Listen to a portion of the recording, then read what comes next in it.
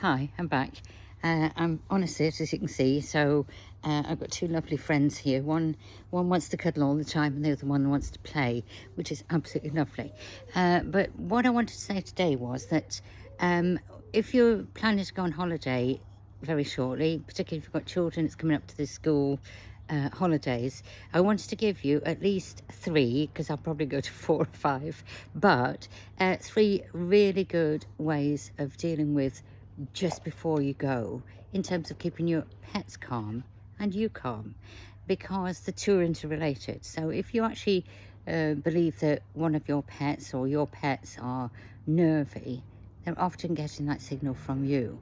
I'm not saying totally, but often. So I wanted to just go through a few things, because it will help calm the situation down and make your exit really a smooth transition for your holiday. So one of the things is that no matter who's coming to look, if you've got a pet sitter, whether it's your mum or your kids or your adult kids or a neighbour, or you've paid a professional pet sitter, the system is going to be exactly the same. It doesn't vary at all. So about 3 days before you go, get out a sheet of paper and a pen and put it on your kitchen top. And then every time you think of something that they should know, even if you know them, it doesn't matter, then you need to just write it down. And it's a calming process, because you think, oh, I've got that down. And what will happen is you might be unloading the dishwasher and feeding the kids breakfast at the same time, and an idea will come to you. Oh, I should have done this. Write it down really quickly, just jot it down. Top of the list, I would say, is put the vet's name, phone number and address, and then everything else that comes to you. You know, when you're potting about in the kitchen, you'll think, oh, bins are going out. Oh, put bins on the list. So there's all these different things that you can just do, and that gives you more control, because you're actually letting go of things instead of it going around in your head in circles, which it does with all of us.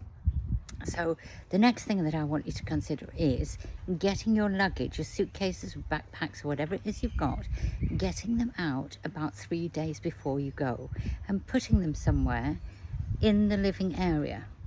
Now, the reason for this is that if previously, when you've been going away, you actually get all panicky right before, and you think, oh God, and the dogs are going to see the suitcases, and then they're going to get all, it's because you've been setting up those signals between you.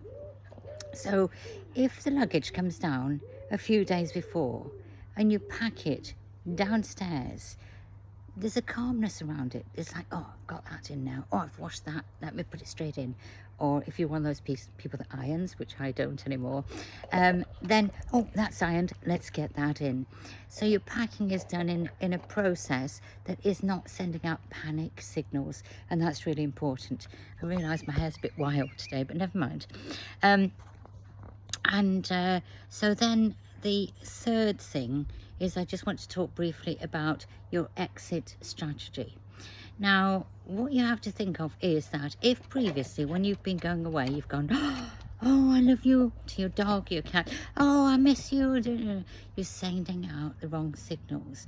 The wrong signals in the sense that you're creating anxiety.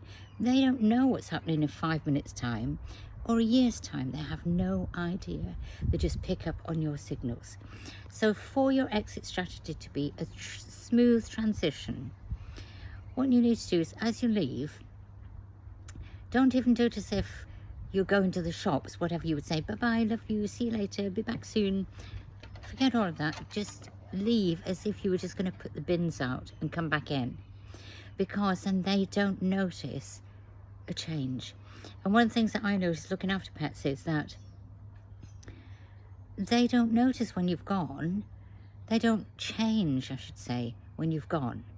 They're getting the same food and the same food routine, and on your list will be what times they're fed and how much they eat and what they eat and all that sort of thing. And what time they go to bed, and if it's dogs, what time they're walked and so forth. And so they have exactly the same routine. And of all the pets I've looked after, there hasn't been one single occasion when the pet has had anxiety or missed their owner. They're quite happy. They put it along. I know it's not what you want to hear, but it's true. They're quite happy. And so when you shut the door and off you go on your holiday, you can breathe a sigh of relief. that everything's going to be okay. Your pet's going to be loved and looked after and everything is fine. And that's what you really want. If you forget something, we've all got WhatsApp, for goodness sakes. Just send a little message from the airport, but then let go. By the time, if you're going by a airplane, whatever you're doing, just let go. And everything will be fine. You'll be reassured by the time whoever's looking after your pets send you photos and little videos, and they'll be as happy as can be, and that will reassure you that you need this break, you need this holiday, so go and enjoy.